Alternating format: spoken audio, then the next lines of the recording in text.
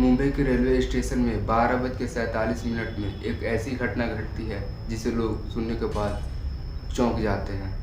ये कोई आम आदमी के साथ घटना नहीं, ये एक पत्रकार के साथ हुआ था और ये पत्रकार का नाम आरव मल्होत्रा था और इसका उम्र 28 वर्ष था।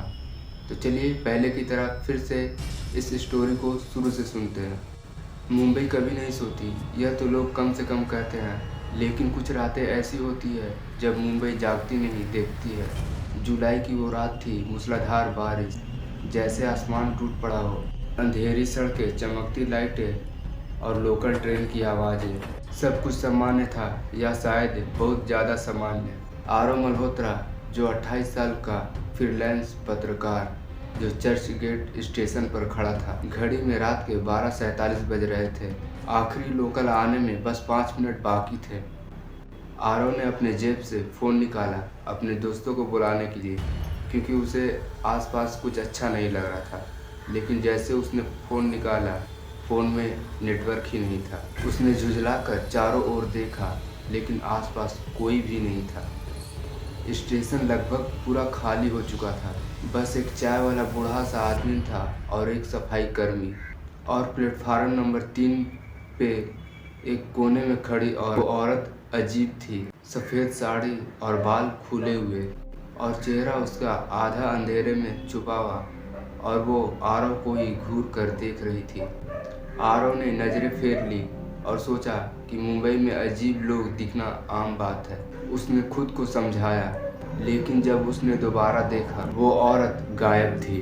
आखिर लोकल ट्रेन आई, धीमी, थकी हुई, जैसे खुद भी घर जाना चाहती हो।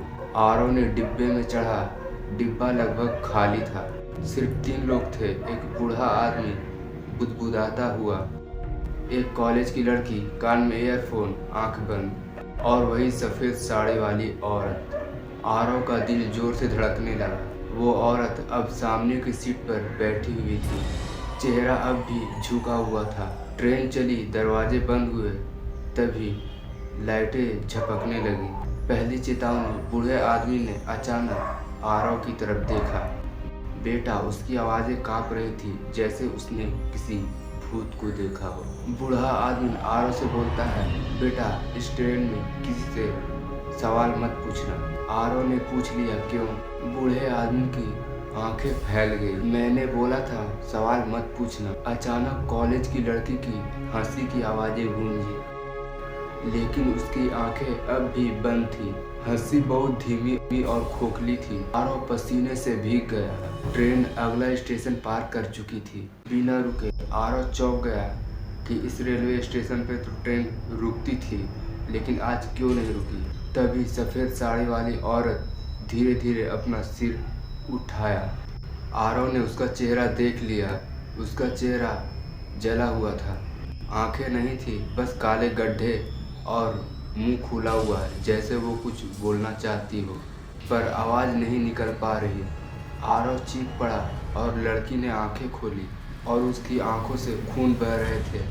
अगला स्टेशन तुम्हारा है, लड़की ने एक साथ कई आवाज़ों में कहा। आरव ने दरवाजे की तरफ दौड़ लगाई। दरवाज़ा खुला नहीं था। आरव ने बहुत कोशिश की, लेकिन दरवाज़ा खुला ही नहीं।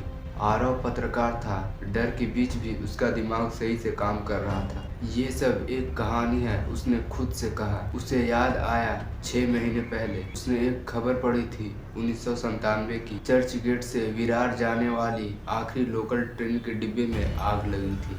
आग लगने से 43 लोगों की मौत हो गई थी। आग लगने का कारण शॉर्ट सर्किट, लेकिन रिपोर्टिंग पूरी नहीं हुई। उसने सफ़ेद साड़ी वाली औरत की तरफ देखा। तुम उसी ट्रेन में थी, हाँ या ना? औरत का मुंह खुला। इस बार आवाज़ आई, हम सब थे। ट्रेन अचानक रुक गई। चारों ओर अंधेरा। बूढ़ा आदमी खड़ा हुआ।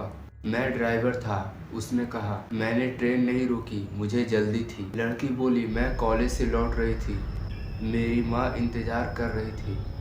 औरत ने धीरे से कहा, मैं गर्भवती थी।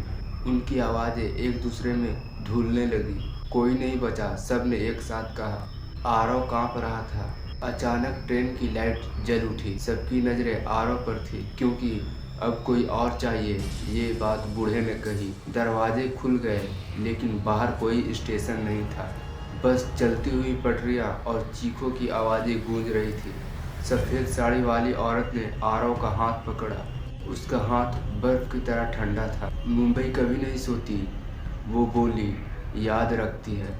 आरव ने जोर से चिल्लाना शुरू किया और गिर पड़ा। सुबह 6 बजे चर्च गेट स्टेशन पर एक लाश मिली। अखबार में छपा, अज्ञात युवक की हार्ट अटैक से मौत।